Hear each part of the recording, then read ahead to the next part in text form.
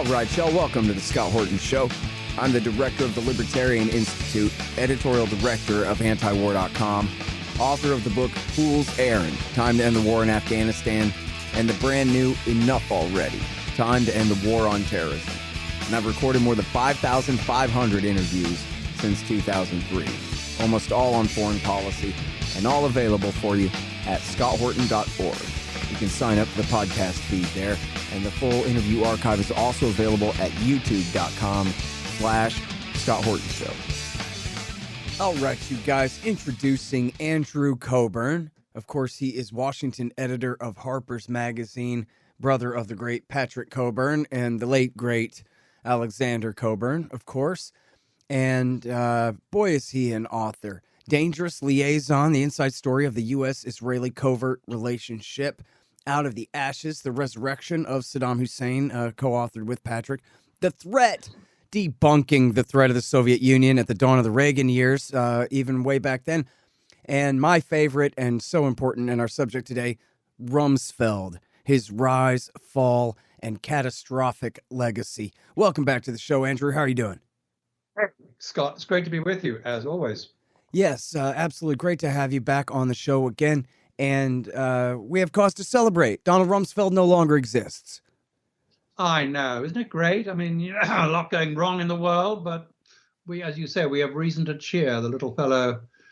And always remember, he's little, 5'8", even, except when he was wearing his elevator shoes. Hey, I'm 5'8". I should have a picture of the two of us, and you're a solid head taller than me, at least. But anyway, yeah. We deserve some good news. Yeah, we do. We do. And this has been a long time coming. You know, I mean, I was just thinking about him. You know, people are talking about his legacy, which includes, obviously, you know, a ruined Iraq, some poor prisoners still rotting away in Guantanamo. But let's not forget aspartame, you know, the sweetener that he managed to unleash on the world, which has the side effect, well, the proven side effect of giving brain cancer to rats, and the quite probable side effect of giving brain cancer to any of the rest of us who use it. I mean, I say that should definitely, the rising number of brain cancer deaths in the U.S. and the world should be traced to Donald Rumsfeld. Yeah, you know, by the way, so that is a huge part of the book. His work for this company in getting this stuff approved in the 1990s, I think it was, right? Or in the 80s? 80s. Well, you know, he finally managed to, I think, just bribe enough of the incoming of the Reagan people to approve it. The Carter FDA never would. But, you know, he got it through in the end. And then, have there been any studies since then? I mean, humans have been taking it for 30 years now. I'm sorry, the book in which the figures are contained is actually propping up my laptop as we speak, so I can't open it. But yeah, there were studies done in the 90s, and actually when I wrote the book, I mean, back, you know, a little while ago now, in the early 2000s, I mean, people had traced an appreciable increase in brain cancers in the U.S. population to aspartame. Yeah, and so and just going from memory, because I think the book was published in like 2007 or so. Yeah. But from memory, I mean, it was a whole corrupt deal where the company that he worked for and their law firm basically just bought up all the regulators and ran the clock out. That's right. Yeah. There was. I mean, they had them. The company was, you know, straight up and down guilty of faking lab tests. I mean, they were just doing it. I mean, it was well documented, no doubt about it. They were facing criminal indictment, and they simply kept buying up prosecutors from the, you know, if you're a prosecutor in the U.S. Attorney's Office, and you were on the case, very shortly afterwards, you got a very enticing call from the corporation lawyers. The corporation was called GD Searle, and you know, they jumped ship, so the prosecution never went anywhere. A laughably simple maneuver, really. Yeah. All right. Well, we only have half an hour, so let's talk about wars and all this horrible stuff. But let's go back to the 1970s when he came in. I forgot what his position was under Nixon, but he got promoted to chief of staff when Gerald Ford took power after Nixon resigned in 74, correct? Right. He'd be very lucky. He was in the Nixon White House, and he was Nixon gave him a job running the Office of Economic Opportunity, which was his basic assignment was to get rid of something called the Office of Legal Services, which was a Great Society creation, basically allowing the government to sue corporations on behalf of poor people, to take poor people's cases. And the Republicans really hated that. And so Rumsfeld was put in to get rid of it, which he did, or emasculated at least. And then he was put in charge. He had another job running Nixon's price controls. But Nixon paid him a great honor, called him a ruthless little bastard. Oh, yeah. Coming from Nixon. High praise. Words of high praise. But he pissed off some of the other Nixon sort of honchos, Ehrlichman and Haldeman. Some of us are old enough to remember them. And so they got rid of him and sent him off to be ambassador to NATO, which was lucky for him because he missed out on Watergate. So while the rest of them were going to jail, he was free and clear. And so he, managed to weasel his way into Gerald Ford's good graces, whom he'd known from the Congress. And so when Ford gets in, he's chief of staff. Mm-hmm. And then he spends his entire time there sort of maneuvering and intriguing, really his ambition was to get on the ticket in 1976 with Ford in the vice presidential slot. Mm-hmm. And then he was going to run for president in 1980. So everything he did was really oriented toward that. And that really was probably the best thing that he ever did in his life, right, was get Nelson Rockefeller fired and away from the White House. Well, right, yeah. And Rockefeller, I always remember, while he was hard at work at this, when he was chief of staff, Rockefeller used to, whenever he went by his office, would poke his head round the door and said, Don, you're never going to be president. That bit certainly turned out to be true. So he got rid of Nelson. I agree, absolutely no loss. He thought that George Bush Sr. might be was his rival. So he got rid of him by sending him to the CIA. And then he made himself Secretary of Defense, and really launched, it was really a prequel to what he did with, in the his second appearance as Secretary of Defense, because he invented really propelled a wholly spurious intelligence. Later on, it was weapons of mass destruction in Iraq. First time around, it was, the Soviet threat is growing. They're going to be all over us. And we have to, vastly increase the pump money into the defense industry right now. And he really kicked off a process which has really continued to this day, which was, peacetime. They just finished the Vietnam War, so the budget, had gone down a bit. They didn't have to have 500,000 soldiers in Southeast Asia anymore. But very shortly, under Rumsfeld auspices, ticked up again. And, that really started the tradition of, if peace breaks out, increase the budget, which is what they did. And it's continued really to this day. Mm-hmm. I call it part of his legacy. Another part of his legacy. Okay, hang on just one second. Hey, y'all, Scott here for EasyShip.com. Man, who wants to use Stamps.com? They're terrible. Their website is a disaster. I've been sending out tons of signed books to donors and friends lately, and it's clear. The only real alternative to standing in line for the 1990s technology at the post office is EasyShip.com. Preparing and printing labels with EasyShip.com is as easy as can be, and they are cheaper and better than Stamps.com. You can even send 100 free packages per month. Start out at scotthorton.org/EasyShip. Hey, look here, y'all. You know I'm for the non-aggression principle and all, but you know who it's okay to kill? That's right, flies. They don't have rights. Fly season is here again, and that's why you need the Bug Assault 3.0 Salt Shotgun for killing flies with. Make sure you get the 3.0 now. It's got that bar safety on it so you can shoot as fast as you can rack it. The Bug Assault makes killing flies easy and fun. And don't worry about the mess. Your wife will clean it up. Get the Bug Assault today. Just click the Amazon link in the right-hand margin at scotthorton.org. In fact, you can do all of your Amazon shopping through that link, and the show will get a kickback from Amazon's end of the sale. Happy hunting. Hey, y'all, Scott here for Lorenzotti Coffee. It's great stuff.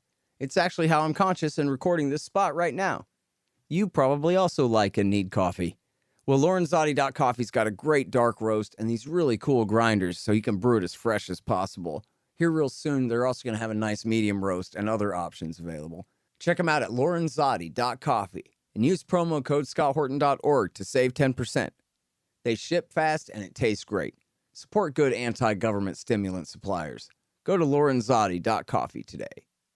All right, now, famously, there's video and still pictures of Donald Rumsfeld shaking hands with Saddam Hussein, the dictator of Iraq, in 1983 there in Baghdad. Why was Donald Rumsfeld in Baghdad there in 83? Because they'd given him the Reagan people, they didn't like him that much, but they'd given him the job of special Middle East envoy. And his main job in that capacity was to reassure Saddam. I mean, the Iran-Iraq war was going on, and the U.S.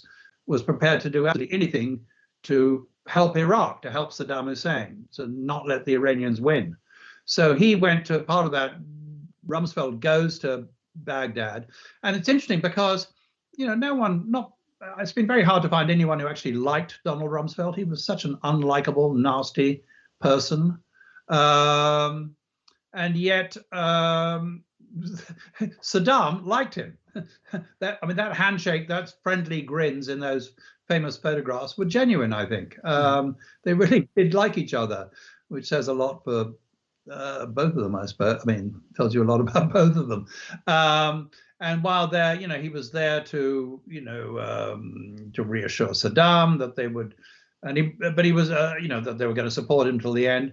And also, though the Iraqis did complain a bit that he spent all his time hustling, private side deals, trying to make money for himself, and also proposing that the Iraqis sell oil, build a pipeline which would ultimately pipe oil to Israel, which, was context of those days was completely ludicrous. And he also carried a message from the Israelis to Baghdad offering to sell them arms. The Israelis, remember, were busy selling arms to Iran, and the Israelis saw no reason why they shouldn't also sell arms to Iraq. And he tried to give this letter to the Iraqi foreign minister, who refused to accept it, saying if he even touched the letter, Saddam would have him executed. Which, I mean, you had to remember that Donald Rumsfeld was basically dumb.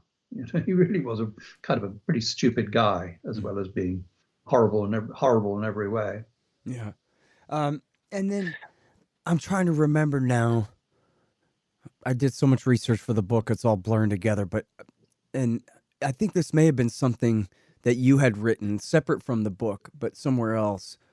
I'm sorry, I can't remember for sure. But it was about how he spent an inordinate part of that discussion trying to get Saddam to approve the pipeline to, is it Aqaba, Jordan? How do you say it? Well, yeah. The idea was it would go to Jordan, and there would be a sort of branch line would run off of that to Israel.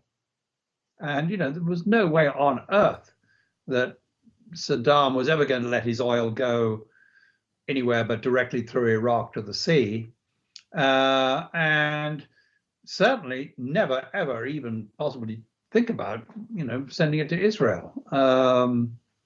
So this had been something there was a pipeline.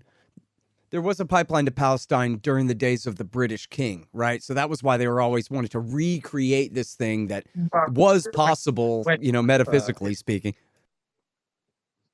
Oh yeah, there was no physical reason why you shouldn't have it, but plenty of good political reasons. I mean, you think Saddam was going to let the Israelis have partial control of his oil exports? I don't think so. But this was part of the same set of promises that Ahmed Chalabi had made to the neoconservatives about how great it's going to be once we get rid of Saddam Hussein. The new Iraq will be allies with Israel and rebuild the water and oil pipeline to Haifa. Yeah, exactly. They did. I always wondered. Well, they were pretty stupid too. All the neoconservatives, Wolfowitz, and all those people. I was thinking about this today, but I think I was remembering. It's in my book actually that General Zinni, Anthony Zinni, who'd been had been the commander in the Gulf before the war, was a critic of the whole idea of the invasion. He was a four-star Marine general. I remember he once said to me, and I'm sure this is right. He said that the real end purpose of the neocons was to destroy Iraq. I mean, what happened was actually really fitted in with the plan. Like the plan has always been, the objective has always been to really destroy any sort of working Arab country anywhere near Israel. Not with Jordan, but they got that under control. But so they destroyed Iraq with the invasion, and they now destroyed Syria. They also kind of pretty much destroyed. I mean, Lebanon is pretty much non-functioning anymore. So I think I don't think the neocon, although they may have had this sort of perhaps thought it'd be a nice idea to get that Iraq. A post-invasion Iraq, post-Saddam Iraq would actually pump oil to Israel. Maybe they half believed that, but I think they were perfectly happy with the way things turned out. Yeah, plan A, it'll be easy. Plan B, we'll just burn the whole place to the ground. Either exactly. way. Yeah. Exactly. Yeah.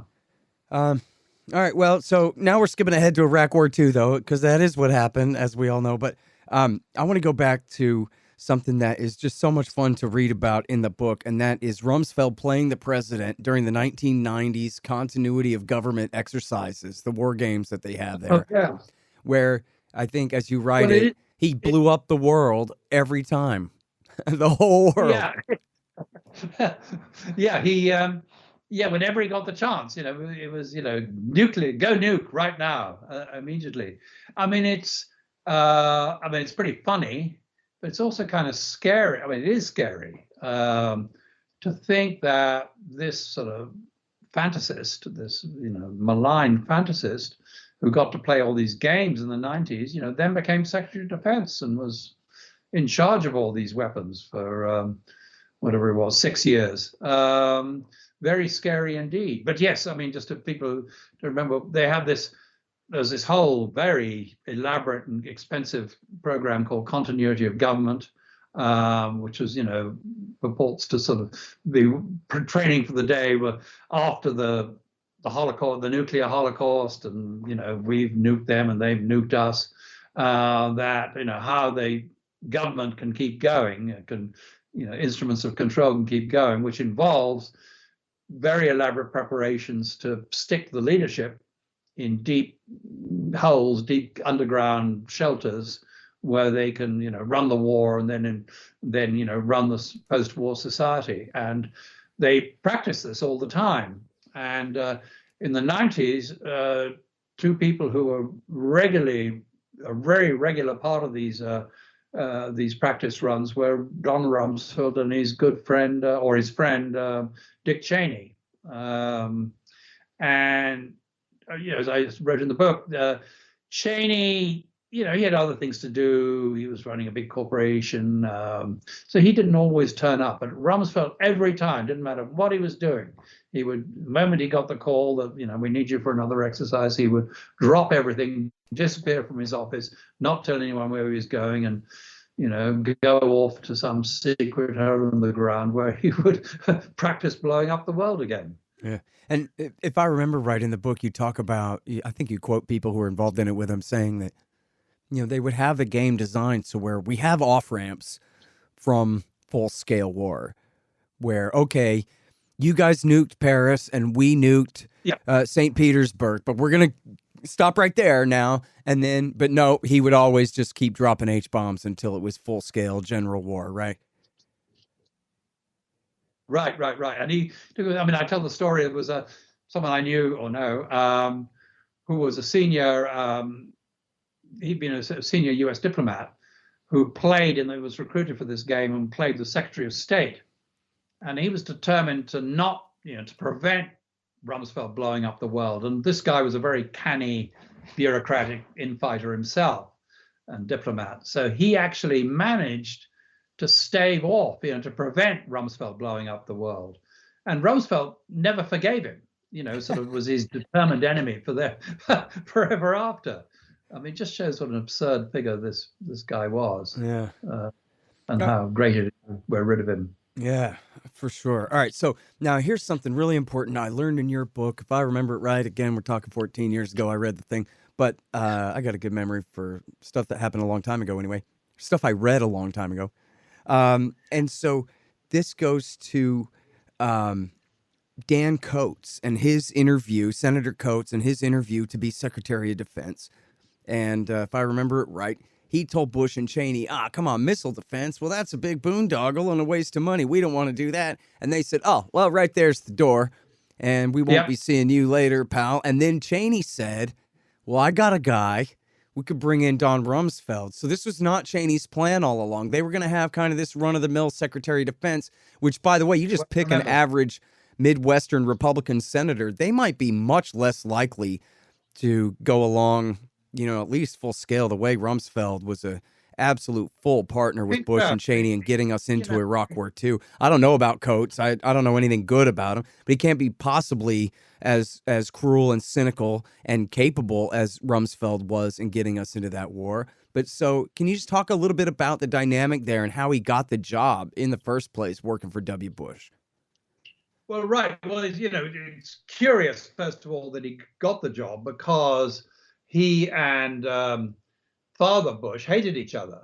Or certainly Father Bush hated him.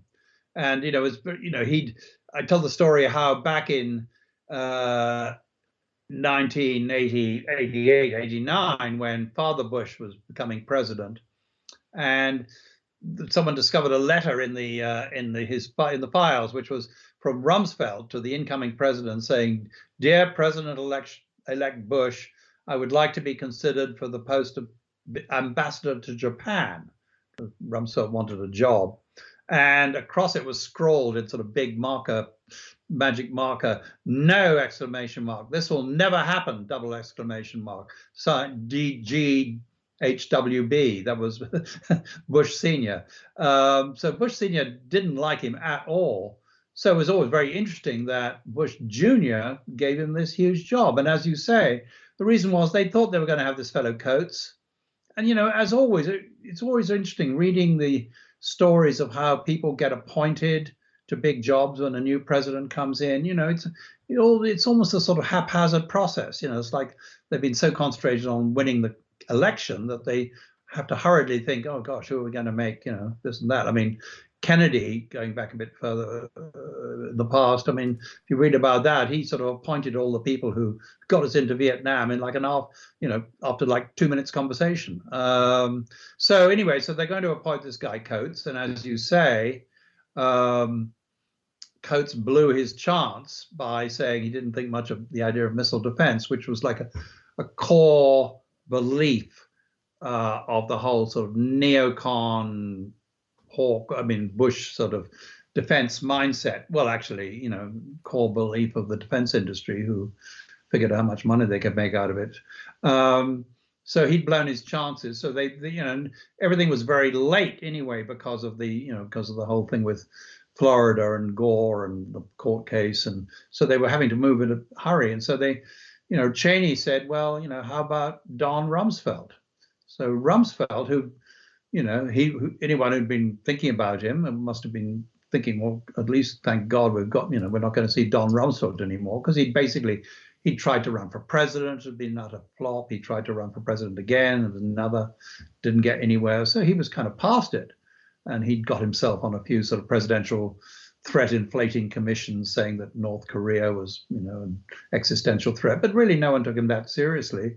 Suddenly they're casting around and think, okay, we'll make him Secretary of Defense. And I always remember that I had a good informant who knew him quite well in the Republican hierarchy. I didn't like him much, but he said he met Rumsfeld at one of the inaugural balls, the night before Bush's, or the night that Bush was inaugurated. And he said, met him at the door. And he said, "Oh, well, congratulations, Don." And Rumsfeld said, so shook his fist and said, "Can you believe it? Can you believe it? I've got another chance." And he's finally, he'd been, decades before he'd been the youngest Secretary of Defense. Now he's going to be the oldest one. Mm-hmm. And, there he arrived. But actually, as usual, he didn't really know what to do. I mean, I had a good account of the meeting with his close advisors after he, moves into the office. And he's sort of, they had sort of a few half-baked ideas. And then he announced he was going to transform the military, which didn't go anywhere. The military sort of saw him off. They're smarter bureaucrats than him at protecting themselves. And it's one of the reasons that Iraq happened. They thought, well, we can stop him. We're stopping him doing the things we regard as important, like controlling weapons contracts, which they basically managed to sort of blunt him on that or keep him off on that. So, God damn it, if they want to invade Iraq, why the hell not? We'll get some money out of it, sort of. Mm-hmm. They let that one go by and made no real serious effort to stop it, which was a pity. I know. So, Andrew, and I'm sorry, because we only have 4.5 minutes here or something for Iraq War II, which is unfortunate, but maybe we'll go a little bit long. But what was really his motive for Iraq War II? I mean, Bush obviously wanted to get reelected and show up his old man. Dick Cheney owed Halliburton a couple of $1 billion because he bought Dresser Industries right before they got held responsible for a bunch of billions of dollars worth of asbestos claims. And so that all makes sense. Paul Wolfowitz and Richard Pearl wanted to destroy Iraq for Israel, as you say. But why was Rumsfeld so close to Paul Wolfowitz? They had a pre-existing relationship. He was part of PNAC, right? And what was his motive to be so determined to have Richard Pearl's position on invading Iraq in 2003? Well, it gave him, it meant he could be, I think the various things were in play here. One, I mean, he could run and be in charge of an invasion. He got to boss the military around, which he liked doing, and, interfered with all their invasion plans and, in a wholly sort of destructive way. Not that it would have made much difference to the end result. Also, I think there's another factor we should bear in mind, which is, remember, they had really let 9/11 happen. We know that Richard Clarke, and they were getting warnings all the time saying, hey, you really ought to watch out. There's could be a big terrorist attack coming. And they poo-pooed all that. I mean, Rumsfeld, Cheney, Bush, Rice, the whole gang, because they had other things in mind or whatever. So, they were all kind of, then, the morning of 9/11, oh my God, there's a disaster. They had really screwed up. And I think even to this bunch of dimwits, that was apparent. So, as we know. And I'm sorry, just to clarify here real quick, and we're going to have to follow up and finish this interview later this afternoon or something, because we just don't have time. But to be clear here, you're saying they deliberately let it happen, or they were just so intent on Iraq that they were not looking at Osama? Weren't looking at it. That, there was the famous presidential intelligence brief that said, terrorist attack on the U.S. extremely likely quite soon. Uh-huh. There was the headline or something like that, which they just completely ignored. So they knew they were on thin ice here. So Rumsfeld, we know that Rumsfeld by 2:30 in the afternoon of 9/11, Rumsfeld was, sketching out how they were going to be able to blame this all on Saddam Hussein and attack Saddam. And I think that's very good. He was getting them off the hook in various ways. Yeah. Makes a lot of sense. And we do have right there in Stephen Cambone's handwriting, sweep it all up, things related and not. Get Jim Haynes, the lawyer, to talk with Paul Wolfowitz, the Deputy Secretary of Defense, about putting together evidence to tie Saddam Hussein to al-Qaeda. And knowing that Wolfowitz was a fellow traveler with Laurie Milroy and that entire line of crap from the 90s, that al-Qaeda was just a front for the Mukhabarat. Yeah. It's, it was insane. But I think Wolfowitz, I always thought Wolfowitz was pretty, all of them, but Wolfowitz was stupid. I mean, maybe this is for another time, but some stuff I sort of never got around to putting in the book about Wolfowitz, which is quite interesting about his background, which we can discuss at some point. All right. Well, sometime is now. What you just heard, that was all Friday. Now it's Monday, and we're following up, finishing this interview with Andrew Cockburn. And so where we left off was Paul Wolfowitz, the smartest guy in the room, okay, compared to Wormser and Cheney and Richard Pearl, maybe. Actually, not so bright, you think, huh? Well, I mean, what I was thinking of was his father, whose first name I forget, was a very brilliant mathematician. He taught at Cornell, and I know people who studied under him, who said he was a great mathematician and a brilliant teacher. And he really, and Paul aspired to follow in his footsteps, and he really wanted little young Paul to follow on. And just Paul couldn't measure up.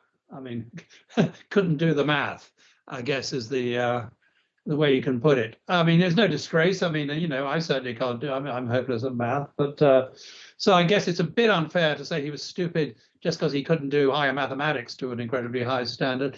But that's, I mean, it is something, not so much attesting to his stupidity, to attesting to his character. That this is a guy who has gone through life knowing that he was a great disappointment to his father.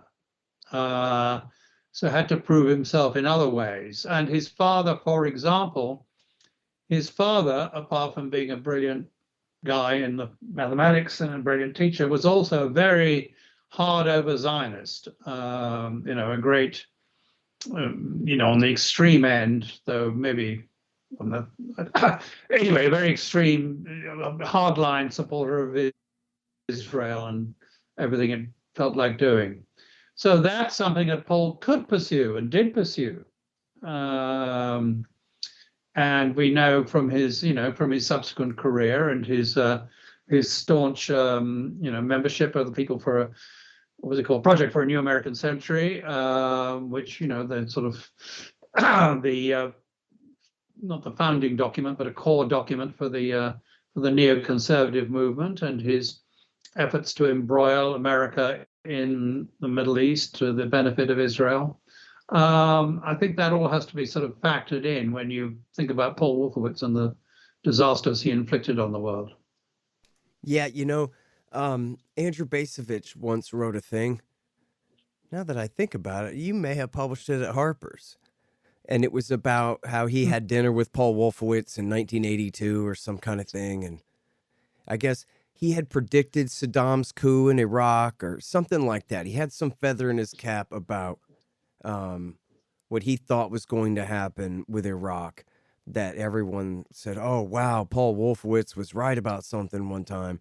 And how then he just wore that, like Petraeus with all those medals on his chest that he didn't really earn, kind of thing. Like it just became this thing he had to live up to in a way, that he was the smart guy who just could game out. He knew that, exactly what was going to happen and how it was going to be so great. Well, he might have had inside knowledge. I mean, it's not something that really has never been properly investigated, which is the whole relationship of Saddam and the CIA. I'm not sure what coup was Basovich, and I'd have to go back and find the article, but the Wolfowitz was talking about at that dinner. But I do know that going back a bit further in history, remember in 1968 there was a coup in Iraq that overthrew the monarchy, and this sort of leftist was a leftist military coup.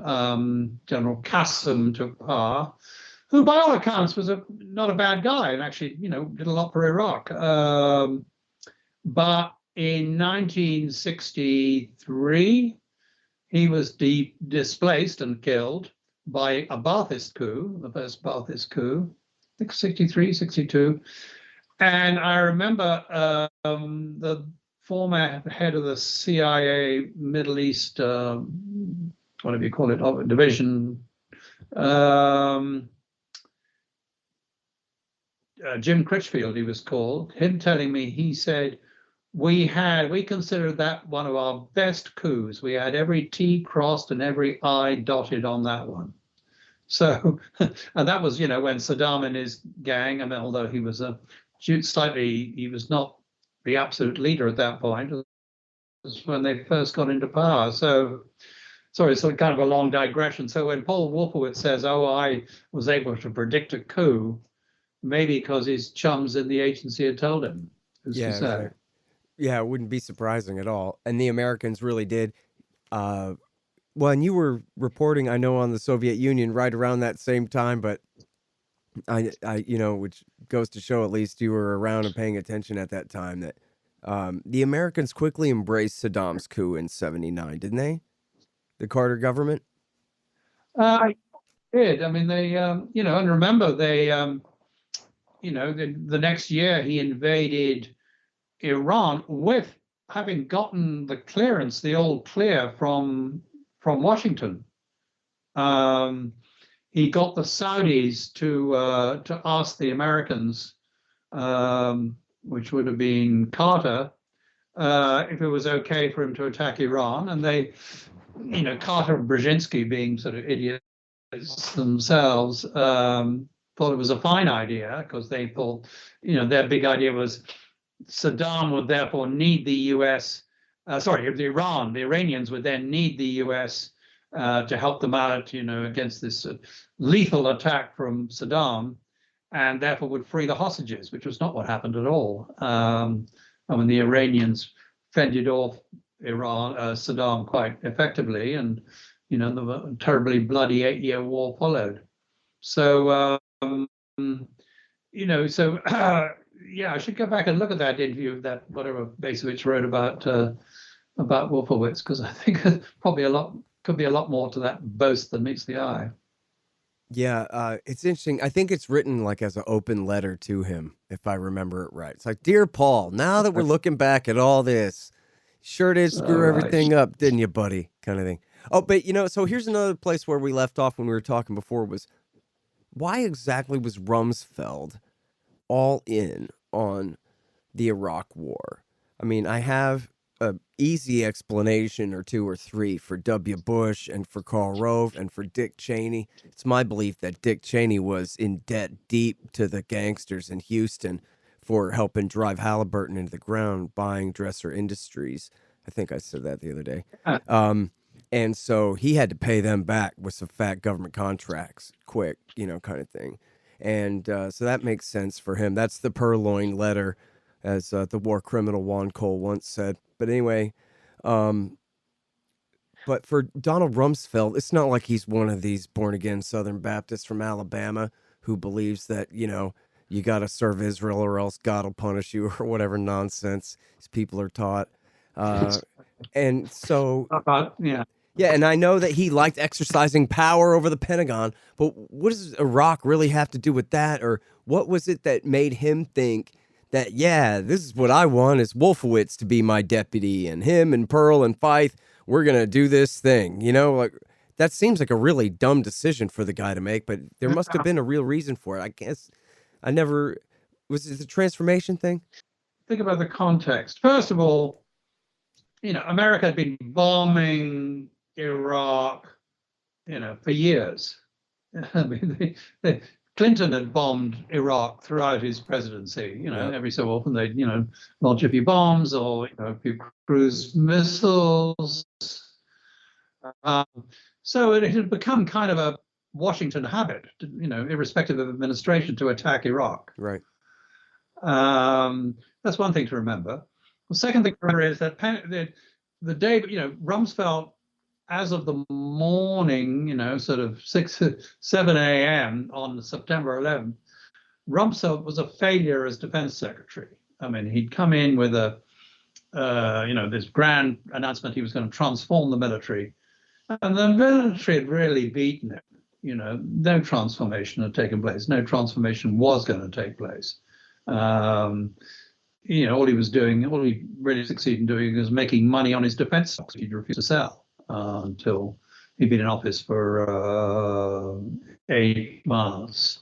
So, and he made this bitter speech on September 10th to the Pentagon workers, saying that the Pentagon bureaucracy was the greatest national security threat fighting facing the United States. It was a very sort of bitter, angry, peevish, sort of really confession of failure.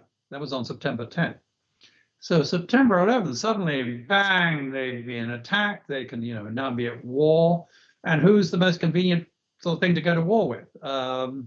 Iraq. That's what we do. That's what America's been doing. And they thought it would be easy. What did he say? Round the whole thing up. Yeah. That's sweep it all up. Yeah. Sweep it all up. Yep. The other thing to remember is that they, it had come as they dawned a very nasty realization, hit them about 9:30 a.m. or 10 a.m. on the morning of September 11th. Not just Rumsfeld, but Cheney and Bush and Rice and the rest of them, which is they'd been told this was going to happen. Remember that this was Sure. Richard Clarke had been sort of trying to, what do we think of him? He'd been saying, there's a major terrorist attack coming. It had been, and Cofer Black too. This is Gareth Porter. I talked with Gareth Porter. I think this was off the air, but I don't think it was like a secret personal conversation or something. We were just talking all about, how it was exactly that they were able to ignore all this information about Al Qaeda for the first 8 months on the job. And, Right. I guess I was playing the devil's advocate for, Prince Bandar and Dick Cheney and these guys were deliberately helping facilitate the thing and wanted the attack to get through or something. And Gareth is saying, no, dude. See, it's real simple. And it's just the same as after the attack. The way the open conspiracy then was to try to pin it on Saddam somehow. Well, that was the conspiracy before the attack was, Mr. President, don't listen to these CIA idiots who are telling you that it's all about Osama in Afghanistan. Because if we go after Osama in Afghanistan, then we're going to get stuck there. And how are we going to go to Baghdad? And keep your eye on the prize. The prize is Saddam Hussein in Baghdad. What are these Al Qaeda guys going to do? They don't even have a country. They're nobody. And then that was enough, essentially. That was the blind eye. It wasn't to deliberately allow the attack to take place, which they wouldn't have the balls to do that. Right. But they just didn't take it seriously, and they thought that taking it seriously would be a distraction from their big project, which was figuring out a way to go to Baghdad and get Saddam Hussein. Yeah, granted, but the point is that, the fact is, so meanwhile, then on September 11th, hey, those warnings they'd been ignoring or brushing aside, had turned out to be real. And if it got spun that way, or, they were going to be in big trouble. They, obviously should all have been impeached immediately. And I think they were rather conscious of that. And so, what better distraction than to, have a war with somebody else? So that was, I think, the other thing, the other factor. I think there was a lot of factors in play. Why Rumsfeld? And then, it gave him a great opportunity to sort of, once they were off and running, great opportunity to boss the military around. He loved doing that. He loved, he loved being them. And he had really forged his relationship with the neoconservatives when? It was really in the 90s. You can see it. They put him on these. Remember at the beginning of the 90s. First of all, he'd been important thing, which it's in my book. But I had a very good source on it, but it was I don't see it anywhere else. Which is that, he and Cheney had been joined at the hip since from the Nixon administration when Rumsfeld had hired Cheney. But it's always, the history is always recorded as saying that they went on being joined at the hip all the way through Iraq and into their fidelity. But actually, there came a moment in the 80s when Donald Rumsfeld was running again president, with his most serious effort, and he was getting on. He'd hired this is in Chicago, and he called up Cheney saying, well, Dick, I'm going to do it, and I expect you by my side as usual. And Cheney said, well, actually, no, Don, I've got other priorities. I'll do anything for you, but not this. I got other things to do, and I'm kind of busy, and I don't want to do this. And actually, I believe Cheney was actually thinking of running himself at that point. It was in '87. Mm-hmm. And Rumsfeld was very pissed off. He got in a big huff about it. And sort of one clue to that is it's a tradition when you're Secretary of Defense to invite the former Secretaries of Defense, and they'll come around to lunch and, have can discuss issues of the day and, I don't know, whatever they want to talk about. And it's kind of a ritual. And so Cheney did that when he was Secretary of Defense under Bush Sr., and Rumsfeld never showed up. It's not clear whether he wasn't invited. He'd had to, if they invited the others, they'd have had to invite him, but Rumsfeld never came. He's such a sort of he was such a sort of petulant little man that, this rebuff by Cheney. But then, so just a long-winded way of saying, so he was kind of on the outs. He was up with Cheney, and he was kind of sort of in the wilderness a bit, Rumsfeld, in the 90s. And, his default had always been to sort of, extreme hawkishness, spend more on defense, there's a big threat coming. And that's, I always had to emphasize that's the key element of neoconservatism is a bigger defense budget. Right. So there was a natural gravitation. And then they gave him these two commissions. There was a commission on missile defense and a commission on the North Korean menace, which was doing yeoman service even back then, at a time when actually North Korea was basically starving. But still, we had to worry about the North Korean threat. And they put Rumsfeld on both of those, and he delivered. It was very much a neocon agenda. So I've been thinking about it. I don't know if he was a neocon, because I think he lacked all principles and sort of ideology really, apart from himself. Right. But he was certainly neocon adjacent. Sure. Yeah, he never was a Trotskyite like them, but I think actually I remember from the book where you said he asked advice from his friend, should I be a moderate or a conservative? And they says, oh, no, right. Conservative is the wave of the future, man. You don't want to be a Rockefeller guy. You want to be a Ronald Reagan guy. Oh, okay. If that friend had said moderate, we'd have had, I don't know, a sort of Robert Gates type Secretary of Defense, I suppose. God help us all. That would have been worse. Well, we're skipping ahead, but they fired him and replaced him with Gates because he wanted to finally get out of Iraq, and Gates promised that he would double down. But that's skipping ahead. Hey, y'all, Scott here. If you want a real education in history and economics, you should check out Tom Woods' Liberty Classroom. Tom and a really great group of professors and experts have put together an entire education of everything they didn't teach you in school but should have. Follow through from the link in the margin at scotthorton.org for Tom Woods' Liberty Classroom. Look here, you and I both know that what you need is some Libertarian Institute things. Like shirts and sweatshirts and mugs and stickers to put on the back of your truck, and to give to your friends too that say Libertarian Institute on them, so that everyone will know the origins of your oppositional defiant disorder and where they can listen to all the best podcasts. So here's what you do. Go to libertasbella.com and look at all the great Libertarian Institute stuff they've got going there. Find the ad in the right-hand margin at libertarianinstitute.org. libertasbella.com. You guys check it out. This is so cool. The great Mike Swanson's new book is finally out. He's been working on this thing for years. And I admit I haven't read it yet. I'm going to get to it as soon as I can, but I know you guys are going to want to beat me to it. It's called Why the Vietnam War: Nuclear Bombs and Nation Building in Southeast Asia, 1945 through 61. And as he explains on the back here, all of our popular culture and our retellings and our history and our movies are all about the height of the American war there in, say, 1964 through 1974. But how did we get there? Why is this all Harry Truman's fault?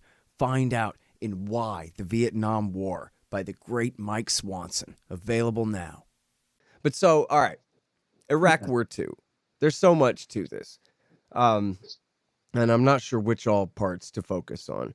But, well, I guess, can we start with, as much as the CIA, people downplay the CIA's role, but after all, they tortured lies out of innocent men, or not entirely innocent men, but innocent of the lies they were tortured into saying, to lie us into that war, the bastards. But the Pentagon, under Donald Rumsfeld, had their own project to lie us into war under Douglas Feith in the expanded Iraq desk, the Office of Special Plans. And so that, that was a huge part of his responsibility. And I know that that's the CIA's side of the story, but it's still true because it's also Karen Katowski's side of the story, and she saw it all happen right in front of her eyes as an Air Force lieutenant colonel. But so can you talk a little bit about that? Like, who is Douglas Feith and how that worked for them, their cooperation with Iraqi exiles and all that? Yeah, Feith was, they were really, Rumsfeld, he always seemed to be, he regarded Feith with a certain, so he was part of, the help. And they had this they needed, Douglas Feith was this little sort of defense intellectual who, was a true blue neocon believer. So they said, well, as you say, it was important. So, the CIA did the heavy lifting because of the prestige of the name on, drumming up the fake intelligence. But the Office of Special Plans was also extremely useful. It was there to sort of police up military intelligence. And also, Rumsfeld, he hated the CIA. He hated them being, he was such a sort of power, sort of intolerant of any threat to his power. So if someone else down the road or up the river is producing fake intelligence, well, he's going to have his own fake intelligence shop. He's going to compete. That's the way he thought. And so they set up this operation, and they did their own yeoman service. Yeah, and Karen Katowski talked about how, they'd be digging through essentially the CIA's trash, and they had the terrorism policy evaluation, counterterrorism policy evaluation. No, the policy. It's all it's not my fault, Andrew. The words are all out of order in the thing. It makes no sense the way it is. It's the policy terrorism, counterterrorism evaluation group, PCTEG, right? Yeah. Anyway, so that was across the hall, and they were focused more on the ties to Al-Qaeda lies, while Feith and his guys were working on the weapons of mass destruction there. Good times. Right. Yeah. And remember, sort of incidentally, a very important aspect of the whole torture business, which doesn't get talked about enough, which is the standard critique against torture is the torture victims give you false information. But the point of the torture program very largely was to get false information. Remember, they were torturing people to attest that of ties between Saddam and Al-Qaeda. I mean, they weren't being tortured to tell the truth. They were being tortured to tell lies. And that's something, it's an aspect of the whole sort of disgusting business, which I think, deserves to be better remembered. Yeah, and you know what? Just for people, there are a lot of people, we're living so far in the future now that, there are people who are way too young for this or just not interested at all, or they were on the wrong side of this back then and weren't paying attention. But they tortured this guy, Ibn al-Libi, into saying that Saddam had taught them how to hijack planes and make chemical weapons, including sarin. And then they tortured Abu Zubaydah into claims that Al-Qaeda was working with Iraq and targeting different interests inside the United States. And I think that one included big banks and stuff like that. And then Khalid Sheikh Mohammed, they tortured into making up, and he actually is guilty of September 11th by all accounts I can, all credible accounts I know of. And yet they still tortured him into making up all kinds of crap. So for people who don't remember about this was a really big deal. I couldn't overstate it. And for people who are old enough, they'll remember how all through the year 2002, orange alert, I was driving for a living, so listening to talk radio with ABC top of the hour radio news. Dun, dun, dun, dun. Orange alert, orange alert. Al-Qaeda is planning an imminent attack with Iraq against American banks. So all American banks should be on high alert, or all American banks in New York and New Jersey. Right? We're like, oh, okay. And then I forgot, I guess Jane Mayer or somebody had one about how KSM had them chasing the Muslim Brotherhood around Montana or something where they never existed. It was just total make-believe crap. But it was enough to keep the level of fear up for the public for an extra year before they could start their bonus war. Yeah, it's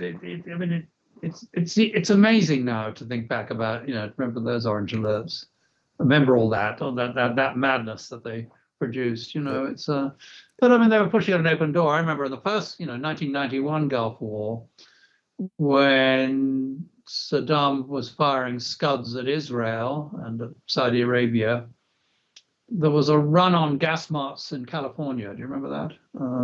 Just shows how well prepared the ground was for sort of fake news. I hate to use that term. Yep. And yeah, there are a couple good documentaries about this for people to go look at. I guess probably the best one would be War Made Easy by Norman Solomon. Would include a whole lot of clips that kind of really take you back to the spirit of that time of just total fear. Yeah. Countdown to war, the inevitable conflict, just on as like a Spinal Tap says on volume 11, just turned up all the way, on full brainwash mode. Yeah. Exactly. That's right. And it was the lessons of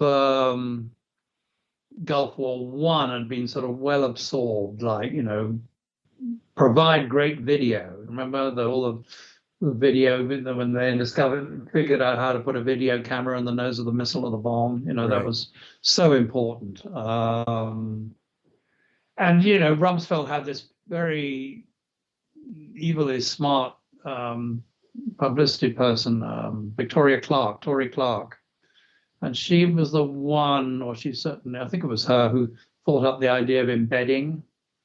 That you basically, you absorb journalists into the military, and as long as they promise to write, mostly nice things and don't upset anyone, they can get to be on the front line and have an exciting time.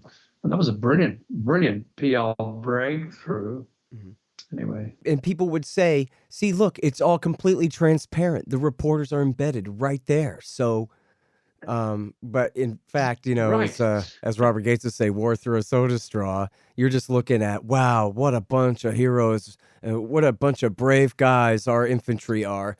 And then that's the story, but nobody's asking whose side they're fighting and how come their guns are pointed the direction they're pointed at any given time or any of the real context.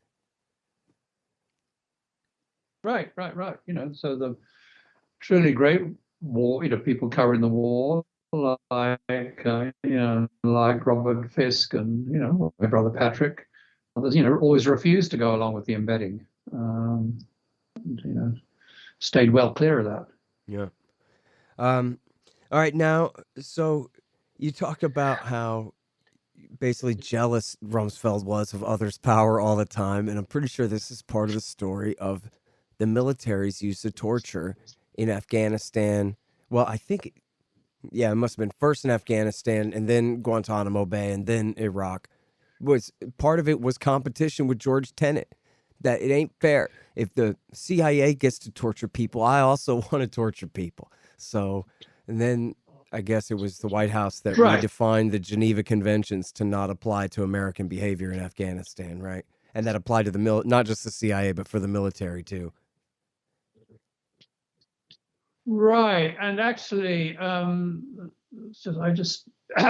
important point about Rumsfeld in torture, which was he got off on it. Remember, I've actually just a couple of days at Counterpunch ran an excerpt from my book, about how he liked to micromanage torture, and I missed that article. remind people that when John John Walker Lindh, the American Taliban, this sort of poor kid who gone off to fight with the Taliban, God help him, and got captured and was brutally tortured by the Americans. This American, they strapped him naked to a gurney. They put ice packs on. I don't know. I've forgotten all the grisly details, but they had the orders hanging from Rumsfeld's office to the special forces who were holding him to, quote, take the gloves off, unquote. And as they were, pulverizing this poor kid, the Secretary of Defense and the deputy, that's Rumsfeld and Wolfowitz, wanted reports every hour. And you see that all the way through in what followed. I mean, it was a guy in Guantanamo that Rumsfeld wrote his famous, signed off on the methods to be used on this. You've got an incredible memory. You might remember who this was. At Guantanamo, right? Yes, Catani. Mm-hmm. And Rumsfeld signs off on the sort of torture authorizing memo and puts at the bottom one of the things they're going to do to make him stand for hours and hours and hours and hours. And Rumsfeld said, so what? I stand 14 hours a day. Of course, what he didn't mention was no one was making him stand. And anyway, he also didn't mention, which often never gets mentioned, except I did write about it, he had specially padded shoes, sort of very sort of thick with thick could sit down whenever he wanted. Built up to make it comfortable. Yeah, but he also, even standing up wasn't so uncomfortable for him. Sure. The duck shoes, as they call them. So, so that, anyway, going on, there's this obsessive interest in the torture that he had. It wasn't just something, that, he said, okay, torture people and let me know if they tell you anything. It was like being in constant touch. What's happened now? And then the poor guy, sorry, my brain is not as best today. The poor guy they had locked up in the United States in the brig. Oh, Jose Padilla. Jose Padilla, the American-born American citizen. Yeah, and he was being locked up and tortured in a cell in a Navy brig, and under the auspices of Joint Forces Command, which was this thing that Rumsfeld had set up as a way of sort of managing, it was his big idea for transforming the military bureaucracy. And he was trying out all sorts of what he considered, or he'd been sold as, new novel approaches to warfare, which I think included, the whole treatment of Padilla. Hey, let's work out, whole new methods of torture. Yeah. So, and they certainly let the CIA have access to him there too. Yeah, exactly. But it's anyway, Rumsfeld, as I say, bottom line is he got off on torture. He liked it. Right. To other people. Well, and Stanley McChrystal tortured people under his authority, and of course the Abu Ghraib prison and Camp Bucca and all of that, had torture going on, through. Yeah. I guess it was until I forgot if it was would have been like the end of 2003 or the beginning of 2004, so the spring of 2004 was when Alberto Mora, the Navy lawyer, I think, demanded an end to the program or something like that, right? Yeah. I think so. I forget the chronology, but it was around then. Yeah. Yeah. And, I remember talking with the other Scott Horton, your colleague at Harper's and professor of law at Columbia and international human rights lawyer. Sure. And he was a real expert on this back then. And then I remember talking with him about how it was certain that tens of thousands of Iraqis were tortured by the Americans, in their homes, on the side of the road, in dog cages and in prisons all over the place. And then the military later admitted that 90% of all the people they ever arrested were innocent anyway, innocent of resistance against their invasion, assuming the guilt of that. Yeah.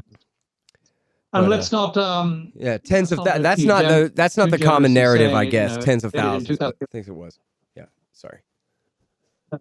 No, but Reese, I just want to point something out to you, which is this character Eddie Gallagher, this SEAL. Uh-huh. You may know who I'm talking about. This, Yeah, the war criminal from Iraq this War guy III. who was out of control in sort of psychopathic way. Right. He, the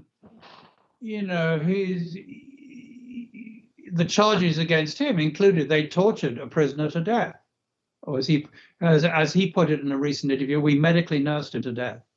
Mhm. So that was when 2000.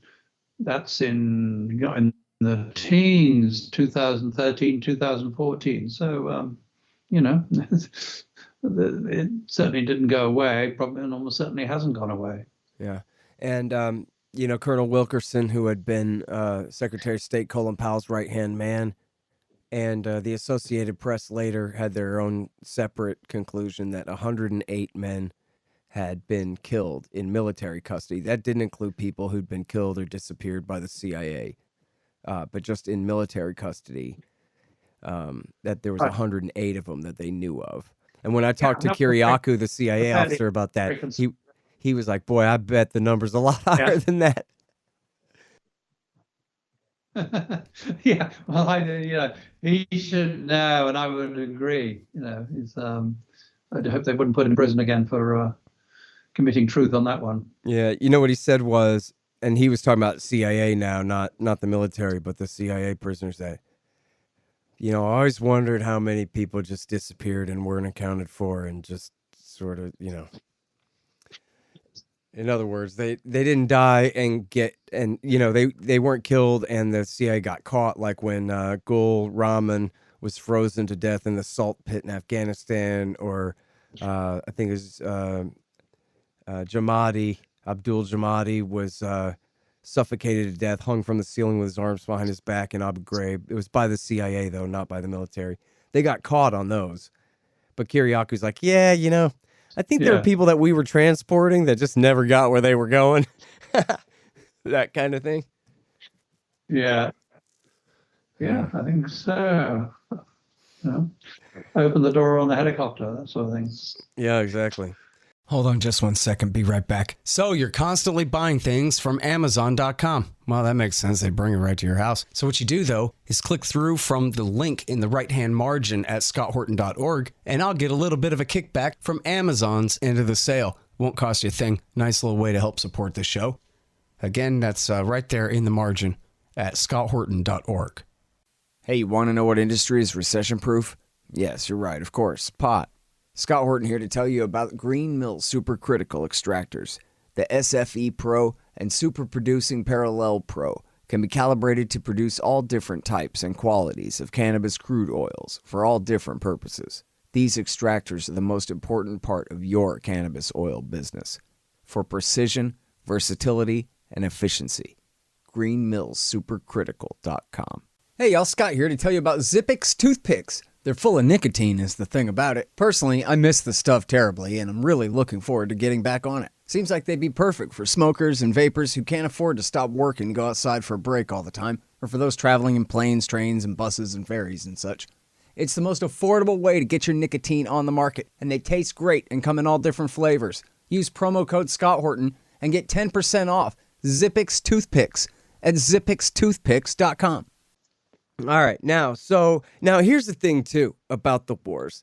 The big narrative when people voted for W. Bush in 2000 was, look, I admit that this guy's a stupid idiot, but I'm so sick of the Clintons and all of their childish nonsense, and we need the adults back in there, And so Junior might be a dummy, but we got all his father's men like Colin Powell and Dick Cheney, and they're very sober and responsible and competent adults, and they'll know what to do. But then every history I've ever read of the way that this government operated, the members of it operated, especially once the war began, was that they were a bunch of bickering tiny children, and that Rumsfeld and Powell and Condoleezza Rice all hated each other, and they all kept waging the war, but all of them essentially refused to take responsibility for what was going on. The president, of course, doesn't know his ass from his elbow and, his left from his right. So he's completely dependent on who? Like Stephen Hadley, the deputy national security advisor to somehow try to wring even a coherent policy out of this thing. And Rice is begging Rumsfeld to please talk to Powell about what we're doing here. And instead, he just tells the camera, hey, I don't know. That's the State Department's job, not mine. My job is just to fight the guys that I'm fighting. And just total, I mean, but then again, I mean, that's sort of just one point of view on the deal. I don't know. But that's the way it seemed to me, too, was that they, especially Rumsfeld, refused to take responsibility for what he was doing the whole time he was doing it. Well, he refused to take responsibility for anything ever. You know, he didn't take responsibility for the war. He didn't take responsibility for, you know, the torture. He didn't take responsibility for, you know, for missing out on the pre-9/11 warnings. He didn't take responsibility for, you know, faking the intelligence on weapons of mass destruction. You know, I mean, again, I remind of it in a piece that's in The Guardian today. There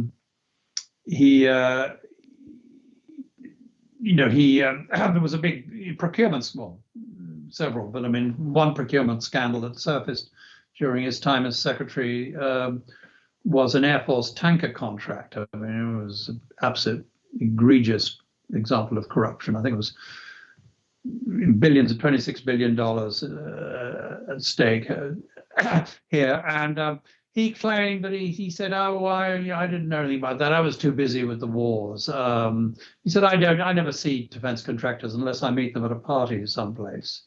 You know, this is a guy who had it, you know, somewhere in a filing cabinet. I've got a list of his stock holdings that he held on to while he was Secretary of Defense in the first year. And very, you know, don't tell me he wasn't interested in defense contractors. He owned a lot of them. Well, big pieces of a lot of them, I should say. Yeah. Well, he died very rich. That must have felt great. Well, I was going to say we were celebrating the fact that he was dead the other day, but it is regrettable that he, you know, he never. I think he had to stop going to France because there was a warrant out for his arrest. In fact, I'm not sure he could actually visit Europe at all. I think right. It is a pity that he never had his collar felt, as they say in England, or in the States too. You know, and was actually dragged into some kind of war crimes dock. That would have been great. Probably too much to hope for, but still, would have been nice. Yep. And this is one of the big revelations in Manning and Assange's WikiLeaks and the State Department cables was about pressure by the Obama government on the Spanish to rescind their warrants out for him for torture. Oh, that's right. I'd forgotten that. Yeah. Or you know what? Maybe I'm conflating two things because that doesn't sound all the way right, does it? It was pressure on the Spanish to drop their warrant against somebody, but maybe it wasn't Rumsfeld. Well, we can both look it up when we get it all. Yeah, exactly. Well, I know. So I'll ask you, we'll go back to the public relations campaign because I have this in my notes, but I forgot to ask you about it. Was, during the whole run up to the war, the way that he, really got away with using all these generals to push his story on TV news in a way that made it seem like they were not there working directly for him when they really were. And this wasn't really revealed until years later, right? Right. Well, actually, I had it in my book. And I only sort of talked about it as a page. I had all the details. And then some fellow at the New York Times who read my book, I think, and noticed that page and got an 8,000-word article and a Pulitzer Prize out of it. So more fooled me for not making more of it. But yeah, he had all they had this whole sort of cast of, military eminences, retired generals who'd get regular briefings and deployed to, the cable news channels and would spout their BS and, and then they were on the, not exactly on the payroll, but they, achieving that level of prominence got them directorships and consultancies and all the rest. It was a very insidious and corrupt setup. Mm-hmm. Yeah, I think if I remember right, McCaffrey had been part of it, he was a war criminal from Iraq War I, from the so-called battle, the massacre at Rumelia, and then was the drug czar under Bill Clinton, and then became a Bradley fighting vehicle salesman, I believe. And then he was part of this program, but he one time said what he thought and disagreed with Rumsfeld on TV or something and got fired from it. But I just saw him recently arguing that, well, no, we can't ever leave Afghanistan because then the bad guys will come back. Oh, really? Yeah, he was just saying that within the last month or so. I think. Well, now that we have left or are leaving, and there'll be lots of stories about the mayhem in Afghanistan and were we right to leave, and they'll beat up on Biden and. Yeah. Well, and in a way, maybe we can have a. yeah, in a way, thank goodness it's Biden and not Trump that's getting us out. Because last year they framed this all as treason, and they put this trumped up story in Charlie Savage's garbage New York Times about the Russian bounties and all of these things. And the fact that Biden is doing it is making them all bite their tongue, and their criticism is really much more muted than it would be, I think. So.